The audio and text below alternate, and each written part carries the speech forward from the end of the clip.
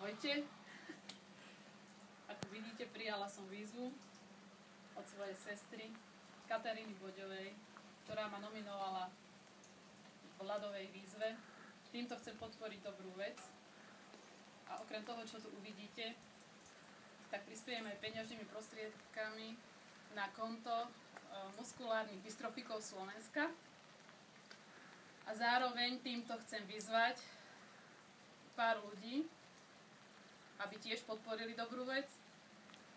Z kamarátiek som si vybrala Monču Berhelovú, s kolegov som si vybrala Karola Bachana a zo svojej rodiny, z okruhu svojich najbližších a najmilovanejších som si vybrala teba, môjho manžela, Juraja Krásneho.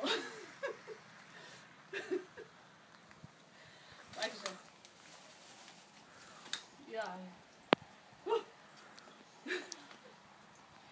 Môžem? Vodu pripravoval môj manžel, tak verte tomu, že je studená.